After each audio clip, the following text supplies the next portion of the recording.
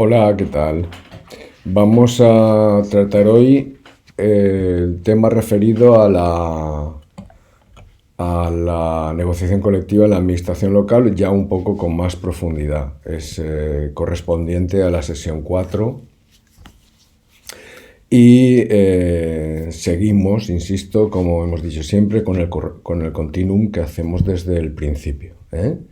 Estuvimos viendo en el tema 3 lo que es la introducción a la negociación colectiva, explicando algunos aspectos de la misma y ubicando la negociación colectiva en el ámbito de las administraciones locales con la peculiaridad que tiene, ¿no? A diferencia de otros sectores. En cualquier caso, aquí debemos insistir en algunos aspectos iniciales antes de pasar al contenido de la sesión, ¿no? Primero, la coexistencia de la representación, del sistema de representación unitaria en las administraciones locales, donde, cuando hablo de administraciones locales, estoy hablando en definitiva de todas las entidades locales, mancomunidades, consorcios y organismos autónomos, ¿no? Y evidentemente en aquello que les afecte también a las empresas públicas que funcionan en base al Estatuto de los Trabajadores y cuya relación es exclusivamente laboral y de carácter mercantil, ¿no? En aquellas cuestiones que también les afectan, evidentemente este tema bueno, pues debe ser contemplado, ¿no? Bien, en el caso de las entidades locales hay una peculiaridad concreta, y es el hecho de que al convivir el personal laboral con el personal funcionario, el Estatuto Básico del Empleado Público pretende hacer coincidir la negociación colectiva cuando estamos hablando de materias que son comunes a dos colectivos. En la medida en que hablamos de empleados y empleadas públicos, estamos hablando del conjunto de empleados, ¿no? Independientemente de la naturaleza jurídica del vínculo que tengan con la administración. ¿Y eso por qué? Pues porque las condiciones de trabajo, horarios, jornadas, retribuciones, etcétera, no pueden diferir. Es decir, no es posible, no debe ser posible que según el vínculo que se tenga, pues se tengan unos derechos y otros tengan otros derechos, o unas obligaciones y otros tengan otras obligaciones. Porque al final, efectivamente, la prestación de servicio que se realiza a la administración es un trabajo que se desarrolla dentro del esquema de servicio público que tiene la administración, ¿no? La negociación colectiva laboral en sentido estricto, realmente en el ámbito de las administraciones locales, se produce solo y exclusivamente en aquellas empresas públicas que su relación es una relación de carácter mercantil y que se rigen exclusivamente por el Estatuto de los Trabajadores. Allí, evidentemente, algunas de las cuestiones que vamos a tratar no van a afectar, porque el funcionamiento de la negociación colectiva es exactamente el que marca el Estatuto de los Trabajadores. No hay mayor diferencia con respecto a una empresa privada, ¿no? Sin embargo, cuando hablamos de entidades locales, la negociación colectiva difiere completamente.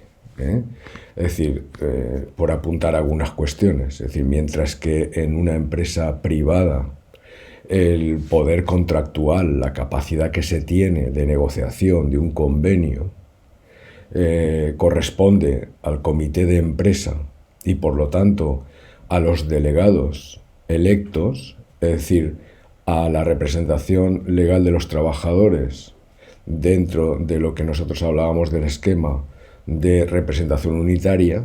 En el caso de la administración pública, la negociación colectiva, la capacidad contractual de la negociación colectiva recae sobre las organizaciones sindicales que tienen representatividad y que por lo tanto están legitimadas para negociar, ¿eh? En cuyo caso el comité de empresa y las juntas de personal, para entendernos, la representación unitaria de laborales y la representación unitaria de funcionarios, lo que va a determinar es el nivel de presencia de cada una de las organizaciones sindicales representativas con capacidad de negociación en las mesas. Pero no va a corresponder la negociación colectiva ni al comité de empresa ni a la junta de personal. Esa es la gran diferencia, ¿eh? Mientras en una empresa privada o en una empresa pública 100% capital municipal, pero regida exclusivamente por el Estatuto de los Trabajadores, la negociación colectiva la lleva el comité de empresa. En una entidad local, la negociación colectiva la llevan los sindicatos en función de la representatividad que tienen y en proporción a esa representatividad. Vale.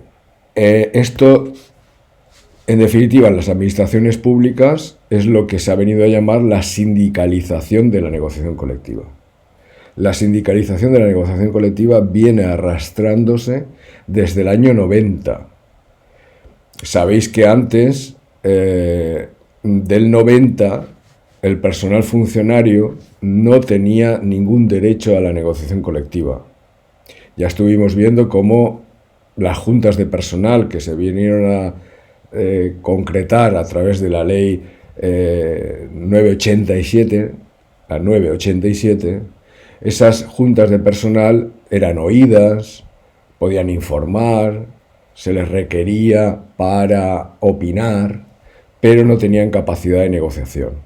Cuando se arranca el derecho de negociación colectiva del personal funcionario a través de la huelga del 14 de diciembre del 88, se elabora la ley y se aprueba la ley 7/90.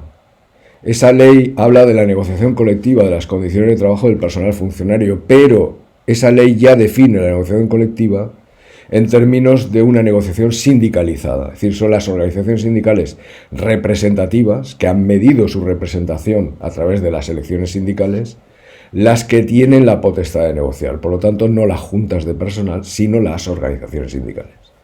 Vale, ese esquema que fija la Ley 90 se ve ratificado a posteriori en el Estatuto Básico en 2007. Es decir, por lo tanto, nosotros nos encontramos en las administraciones locales con una realidad fijada por el Estatuto Básico del Empleado Público y en la existencia de una gran mesa general de negociación que negocia las condiciones del personal laboral y el personal funcionario conjuntamente, al mismo tiempo. Y para ello hay que tomar como referencia el número de delegados y delegadas electos tanto entre el personal laboral como entre el personal funcionario. Y a partir de ahí, el nivel de representatividad que tiene cada organización sindical para estar presentes en la mesa general de negociación. Bien, con respecto al tema relativo a la legalidad, la cobertura presupuestaria, la obligación, es decir, los principios básicos, ya los vimos en el tema 3 y aquí lo único que se hace es un poco refrescar la materia y profundizar en algún aspecto. Con respecto a la legalidad, evidentemente ya lo vimos en el tema 3, pero aquí conviene dar el paso siguiente para explicar la legitimidad, es decir, quién está legitimado para negociar.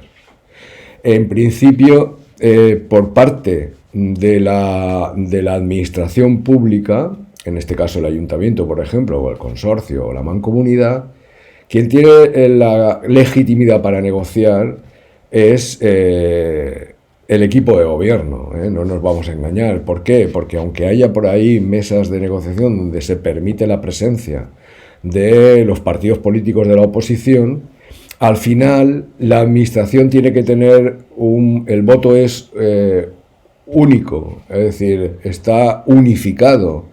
Y en la medida en que hay unicidad de voto, digan lo que digan los partidos de la oposición, va a ser el equipo de gobierno quien defina la posición del propio equipo de gobierno. Así que, por lo tanto, tanto si es el equipo de gobierno quien negocia en solitario, como si se lleva allí a la mesa a representantes de los partidos de la oposición, al final la posición de voto exige la ley que sea única y va a ser el equipo de gobierno quien va a tomar la decisión en última instancia. En el caso de las administraciones públicas, la mesa general en el Estado, donde están las comunidades autónomas, está el gobierno, bien, es exactamente lo mismo, están todos y todos participan y colaboran, pero la posición final que debe tomarse es una posición que deben compartir todas las partes dentro de lo que es la administración. Y solo puede haber un voto, no puede ser que una comunidad vote una cosa, otra comunidad otra y el gobierno otra, ¿no? Finalmente la posición tiene que ser una posición consensuada y única a la hora de manifestarse como administración. Y si no hay acuerdo, evidentemente la decisión final la va a tener la representación del gobierno del país, ¿no? O sea, del Estado.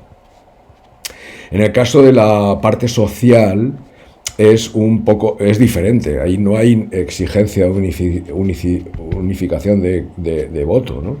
Es decir, ¿por qué? Porque hay varias organizaciones sindicales, cada una tiene su nivel de representatividad y además están presentes proporcionalmente a lo que representa cada organización sindical.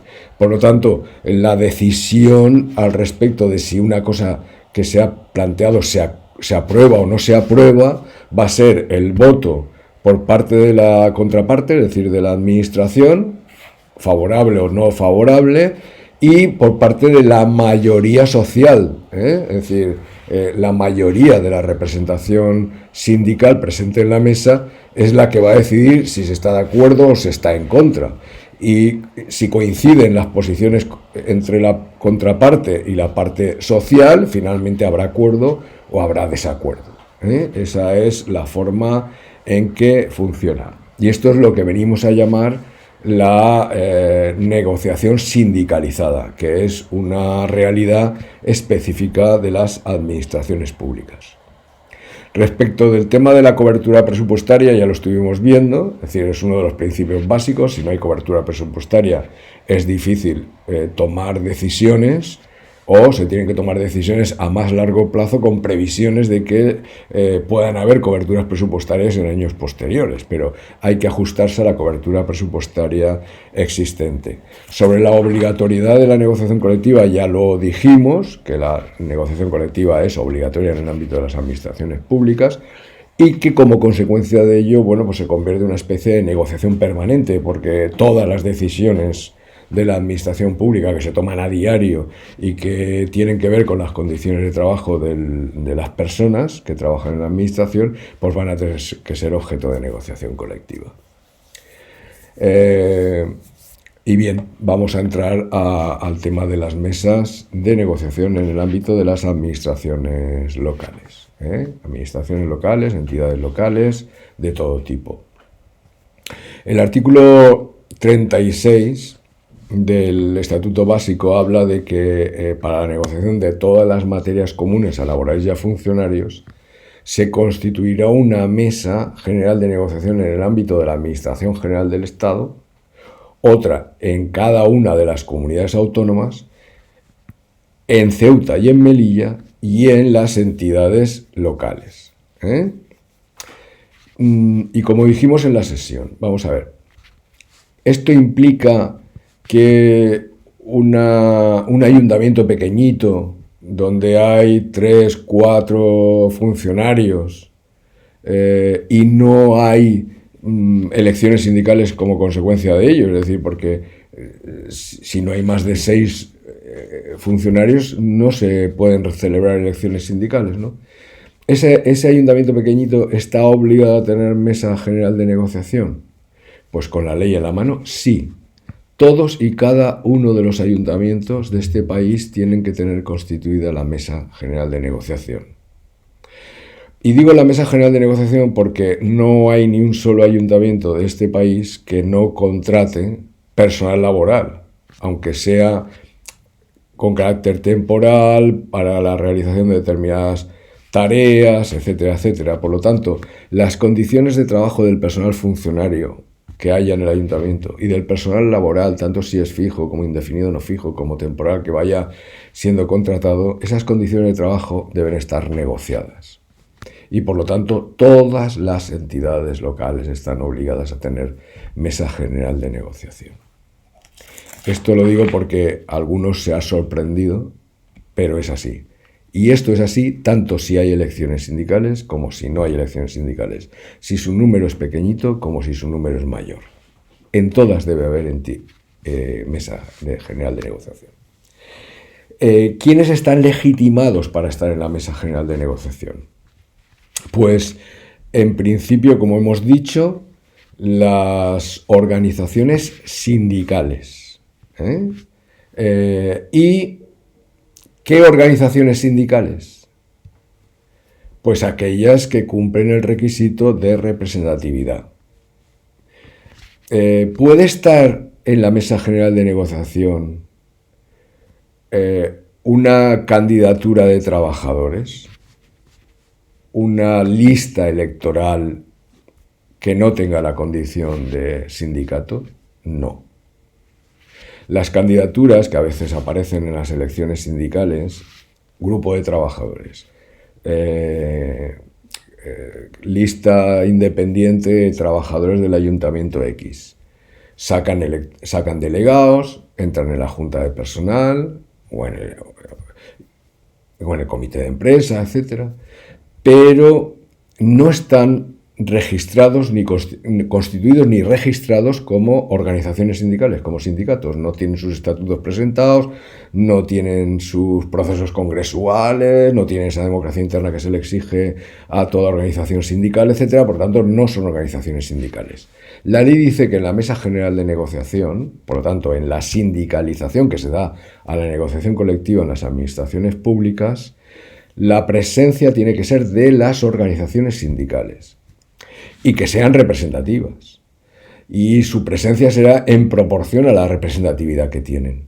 Por lo tanto, las candidaturas de trabajadores, los grupos de trabajadores, las listas de trabajadores y trabajadoras, etcétera, que no tienen la consideración de sindicatos, no pueden estar en la negociación colectiva. Y las organizaciones sindicales que sí que lo son, lo van a estar en la proporción en que son representativas en el ámbito, ¿vale? Pero aparte de esto, con la Ley Orgánica de la Libertad Sindical en la mano hay una realidad incuestionable, y es que en este país, a nivel de todo el país, a nivel de toda España, los sindicatos que tienen la condición de más representativos somos comisiones y UGT. Por lo tanto, nosotros tenemos una responsabilidad mayor dada esa condición de más representativos. Y es que comisiones y UGT podemos y debemos estar presentes en todas las mesas de negociación. En todas las mesas de negociación. Tengamos o no tengamos en ese ámbito concreto mayor o menor presencia representativa. Por lo tanto, estaremos comisiones de UGT como sindicatos más representativos a nivel estatal. Lo estaremos también como sindicatos más representativos a nivel de País Valenciano, porque no hay ninguna otra organización que cumpla ese requisito que marca la ley. Y por último estarán en la mesa general de negociación las organizaciones sindicales, los sindicatos, que hayan obtenido el 10%, más del 10% de delegados en junta de personal y más del 10% de delegados y delegadas en comité de empresa, en el ámbito concreto, en el ayuntamiento X.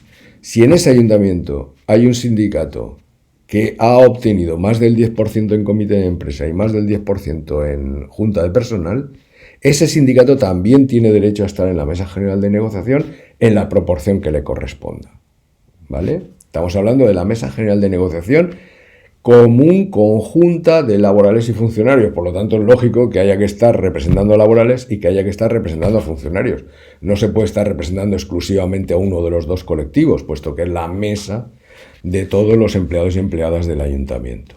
Esto lo dice la ley Esto lo ratifican las sentencias y finalmente el Tribunal Supremo en el año 18 tuvo que dejarlo bien claro. Es decir, no se trata de superar el 10% global, sino el 10% en cada uno de los dos ámbitos.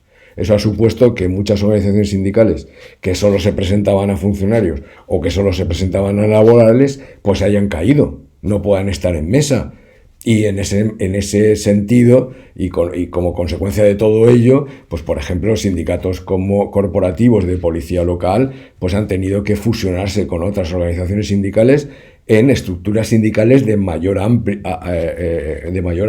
es decir, en laborales y en funcionarios, que se presentan en todos lados, porque si no, no pueden estar en la mesa general de negociación.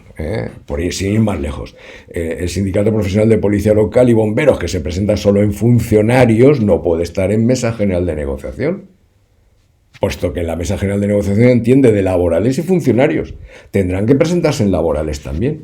Y tanto es así, y ellos lo saben, que en alguna población han tenido que presentarse en laborales buscando, aunque las siglas sean Sindicato Profesional de Policía Local y Bomberos, han tenido que presentarse en laborales buscando laborales que se presenten con ellos, que se presenten como una lista de sindicato de policía, aunque no haya ni un solo policía, porque necesitan tener representación en el ámbito. Si no, no pueden estar en la mesa general de negociación. Esto a modo de ejemplo. Luego hay un problema que arrastra el Estatuto Básico de lo que fue la Ley 790, ¿no? de negociación colectiva del personal funcionario. La ley del 90, que conseguimos la negociación colectiva para personal funcionario, creó las mesas generales de negociación del personal funcionario.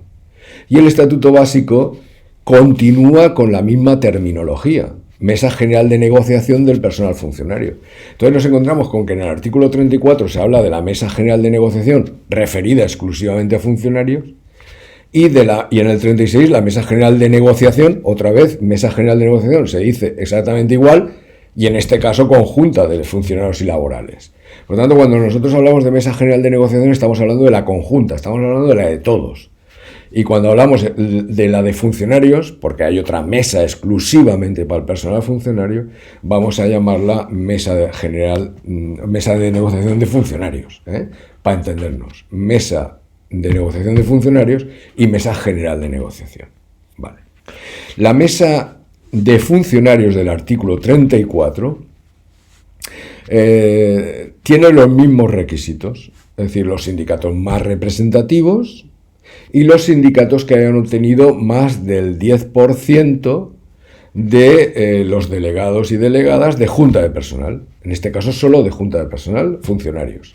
Por tanto, la mesa de funcionarios, solo formada por funcionarios, estará los sindicatos más representativos y aquellos que en junta de personal hayan obtenido más del 10%. Por lo tanto, ahí sí, aquellos sindicatos que solo se presentan en funcionarios, ahí sí tienen potestad para estar presentes en la mesa de negociación del personal funcionario, ¿vale? Es la del artículo 34. Y una cuestión importante a tener en cuenta. Con respecto a la mesa general de negociación, la de laborales y funcionarios conjunta, la ley prevé una especie de privilegio que se le otorga a aquellos sindicatos que estén en la mesa general de las administraciones públicas a nivel de Madrid, a nivel estatal.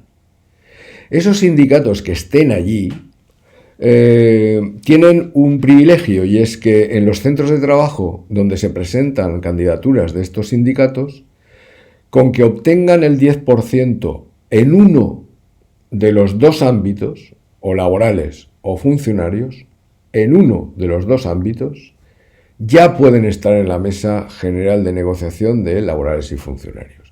Sí, por lo tanto, esta es una excepción. En este momento, ese caso lo cumple exclusivamente la CESIF. Es decir, si la CESIF en un ayuntamiento concreto se presenta solo en funcionarios y obtiene más del 10% para la junta de personal, CESIF puede estar en la mesa general de negociación conjunta de laborales y funcionarios, aún no teniendo representación del personal laboral.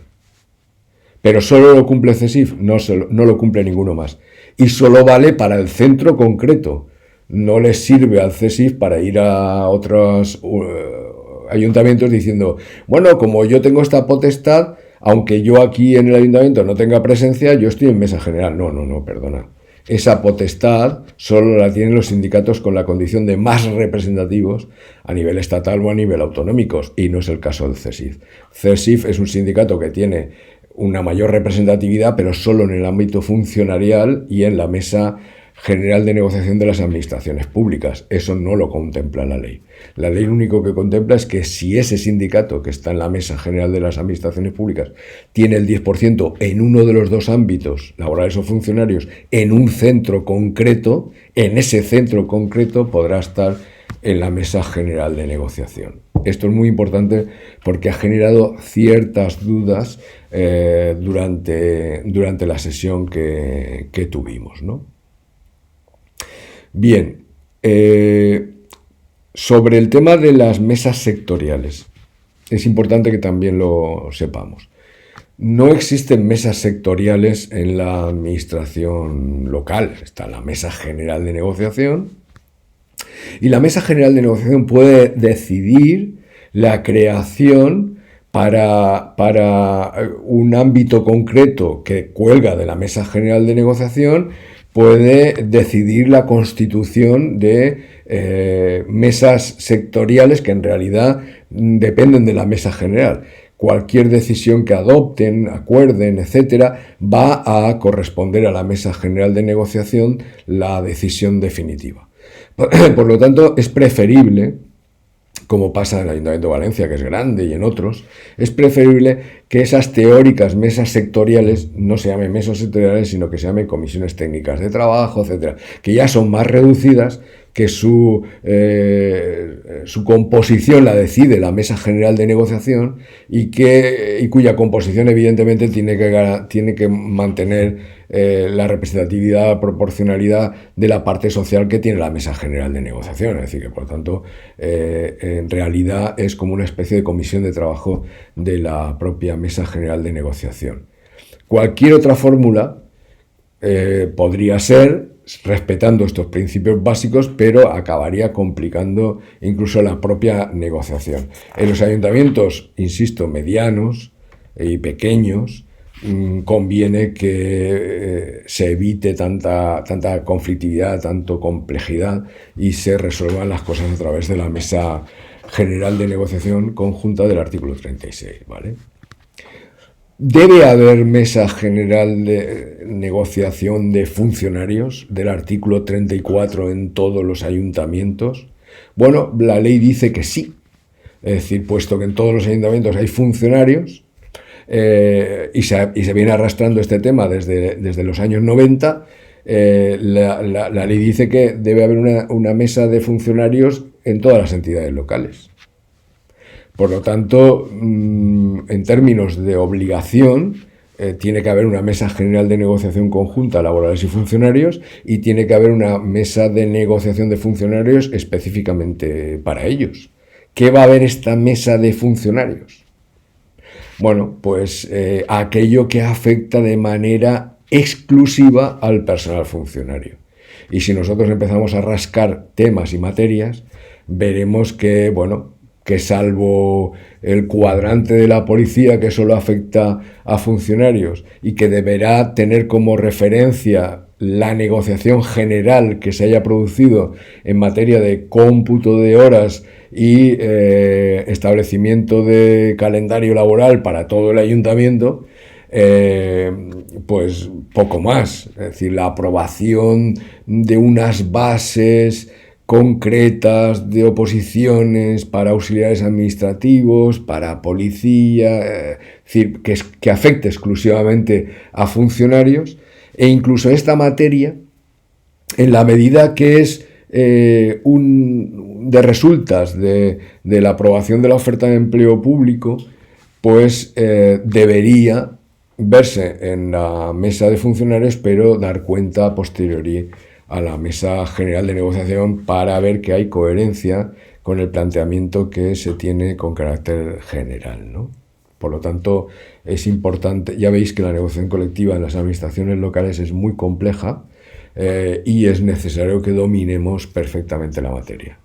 ¿Por qué? por una sencilla razón, porque de no producirse la negociación cumpliendo todos los requisitos que exige, los acuerdos se convertirían en nulos y las decisiones administrativas, por tanto, en nulas.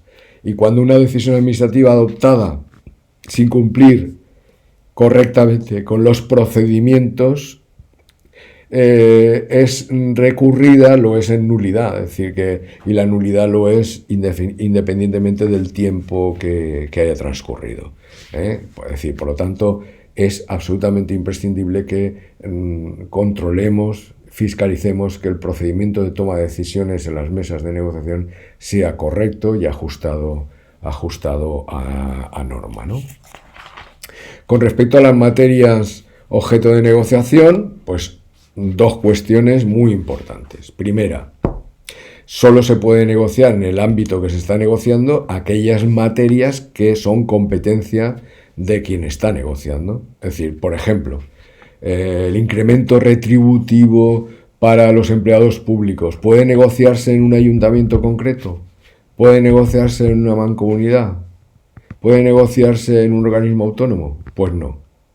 El incremento retributivo anual que corresponde lo marca la Ley de Presupuestos Generales del Estado. Y la Ley de Presupuestos Generales del Estado, en un ayuntamiento, no podemos negociarla. Se negocia, eso sí, a nivel estatal. Por lo tanto, lo que se negocia a nivel estatal se plasma en la Ley de Presupuestos Generales del Estado, ese incremento no es negociable en cada ayuntamiento, ese incremento se aplica automáticamente, ¿vale? ¿Qué podremos negociar en materia retributiva en el ayuntamiento? Por lo que sea competencia del propio ayuntamiento. ¿Qué es competencia del propio ayuntamiento? Pues, por ejemplo, RPT, la adjudicación de complementos específicos, por ejemplo, la cuantía correspondiente al complemento de productividad, el valor que se le debe dar a los trienios, a las horas extraordinarias, pero el valor de los trienios, el valor del sueldo base, incluso la cuantía correspondiente a cada nivel de complemento de destino, eso es competencia estatal y por lo tanto va en la Ley de Presupuestos Generales del Estado y no lo vamos a poder negociar en cada ayuntamiento, ¿vale? Esto que quede claro. Solo podemos negociar lo que es competencia de la administración concreta, ya sea un ayuntamiento, un organismo autónomo, etcétera, ¿vale? Importante. Con respecto al artículo 37 del EBEP, debéis estudiarlo en profundidad, está ahí en los documentos, porque es donde se fijan las materias objeto de negociación, ¿eh? Y veréis que hay materias, insisto, que corresponden a ley y por lo tanto, como los ayuntamientos no legislan, no podéis negociar, y otras que sí que se pueden negociar. Hay aspectos, yo que sé, las prestaciones, la previsión social complementaria sí que es negociable, los criterios generales de determinación de las ofertas de empleo público, sistemas de acceso, etcétera, etcétera, eso es materia de negociación. La carrera profesional, la evaluación de desempeño es materia de negociación en cada ayuntamiento, el tema de los derechos sindicales, por supuesto, es materia de negociación en cada ayuntamiento, pero por ejemplo todo lo relativo a las prestaciones sociales y pensiones de las clases pasivas, etcétera, no, eso es materia estatal y por tanto no compite a cada ayuntamiento. Aquello referido, por ejemplo, a las retribuciones cuya definición, determinación corresponde a tener rango de ley, entonces tampoco es materia del ayuntamiento, no es competencia del ayuntamiento, se tiene que desarrollar en otros ámbitos, ¿vale? Se negocia, pero en otros ámbitos. Nosotros no lo negociamos. Dentro de lo que es la negociación colectiva en el ámbito de las administraciones, esta toma dos formas, la forma de pacto o la forma de acuerdo. Esto es importante que lo tengamos en cuenta, ¿eh? Porque no es lo mismo llegar a la firma de un pacto que llegar a la firma de un acuerdo. ¿Y esto cómo debemos determinarlo? Pues mirar, cuando nosotros en la Mesa General de Negociación llegamos finalmente a la firma de un compromiso formal, en una materia concreta, tomaremos como referencia quién es el organismo competente dentro del ayuntamiento. Por ejemplo, si es una materia competencia del alcalde, de alcaldía o alcaldesa, si es competencia de alcaldesa, ofertas de empleo público, las bases de oposiciones, la jornada de trabajo, las vacaciones, etc. Si eso es competencia del alcalde o alcaldesa, será un pacto en materia de jornada de trabajo, ¿vale? Si es un pacto, bastará con el acuerdo en mesa general de negociación con el alcalde, que es el titular de la parte social correspondiente al ayuntamiento, y tomará forma de decreto o resolución de alcaldía. No hace falta más. En ese preciso momento es exigible su cumplimiento, de la misma manera que lo sería con la firma del alcalde en el pacto que se acuerde en mesa general de negociación. Sin embargo, cuando la competencia es del pleno del ayuntamiento, estamos hablando, por ejemplo, de un convenio colectivo, del acuerdo de relaciones laborales para funcionarios, de la RPT, de lo que hayamos negociado en materia de presupuestos del ayuntamiento, capítulo 1, plantillas, etcétera. Todas esas materias que son competencia del pleno del ayuntamiento, la firma del acuerdo en mesa general de negociación deberá ser después ratificado por el pleno del ayuntamiento. Y hasta tanto cuanto no es ratificado por el pleno del ayuntamiento, no toma forma de acuerdo. Por lo tanto, pactos los firmados con la alcaldía, acuerdos los que debe ratificar el pleno del ayuntamiento. Los pactos corresponderán a las competencias que son del alcalde o alcaldesa y los acuerdos serán los que corresponderán a las competencias del pleno del ayuntamiento. Esto es muy importante porque en función de la forma que tomen esas decisiones, la de pacto o la de acuerdo, pues deberán llevar un transcurso, por un lado, un recorrido por un lado o por otro.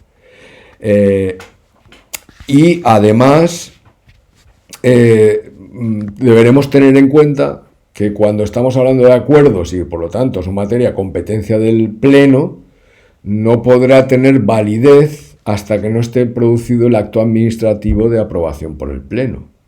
¿Y qué sucede si el pleno rechaza un acuerdo firmado con el alcalde en mesa general de negociación?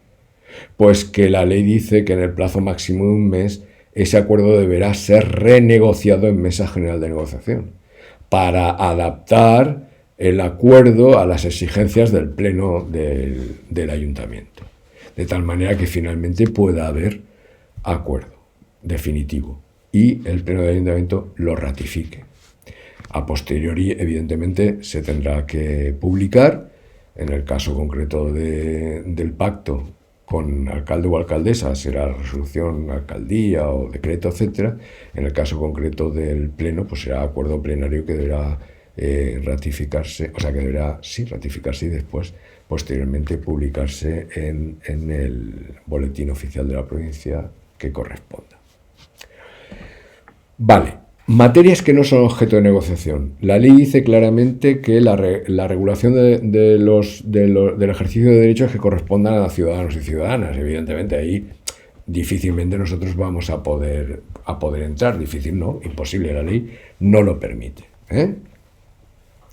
La determinación de las condiciones de trabajo del personal directivo. Vale, la ley define qué es el personal directivo y ese personal directivo que depende exclusivamente de alcaldía y vinculado laboralmente con alcaldía, sus condiciones de trabajo las pactan con la alcaldía. Es decir, nosotros ahí no tenemos nada que decir en principio, ¿vale?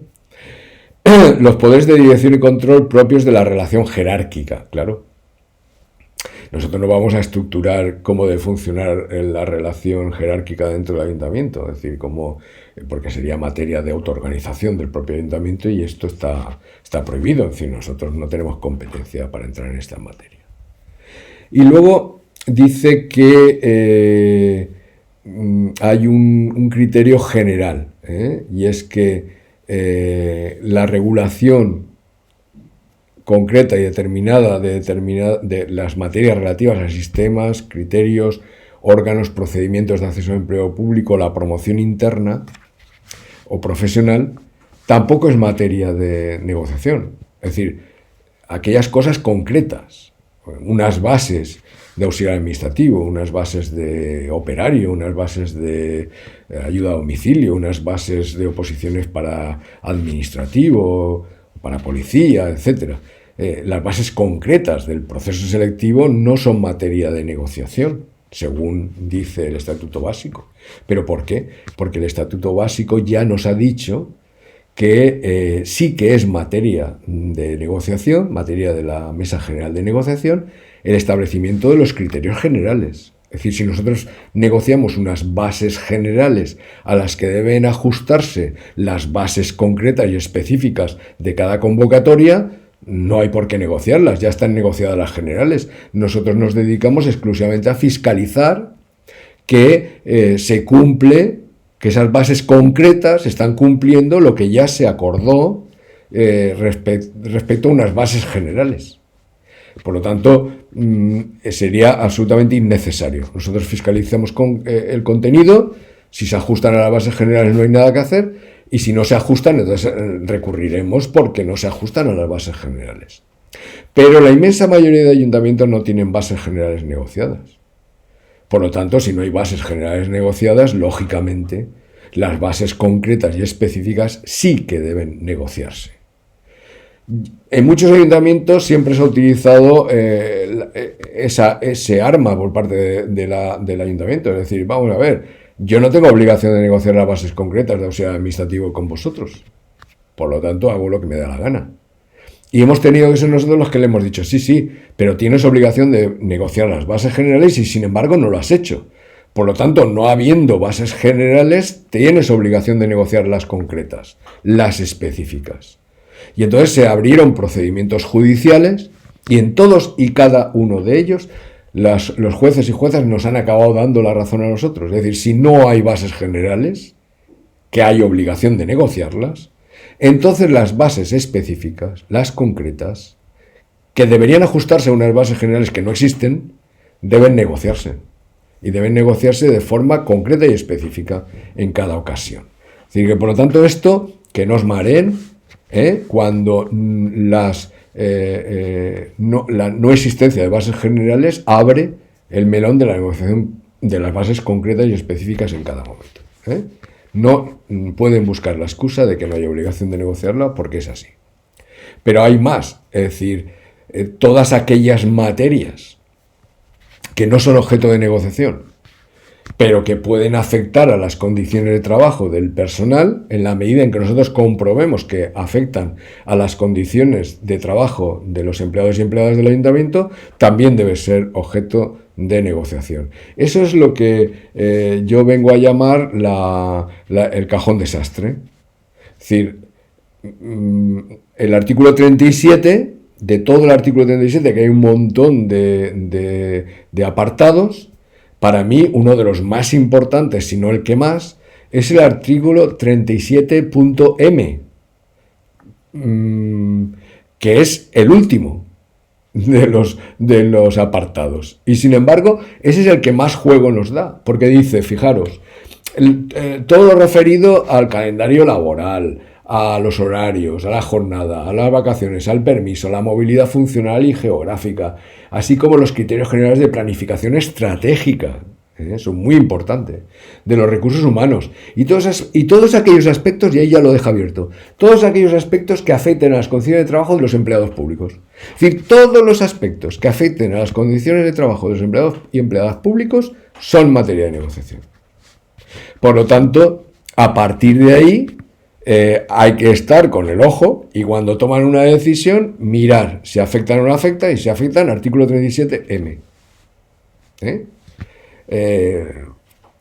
Por lo tanto, acogeros a ese artículo cuando veáis que hay dudas al respecto de que os dicen esta materia no es objeto de negociación. Un momento, vamos a ver por dónde se mueve el tema, cuáles son los aspectos colaterales de la aplicación de este tema que nos plantean y si es posible que repercuta en las condiciones de trabajo, en cuyo caso exigiremos la negociación colectiva de esa cuestión que se plantea.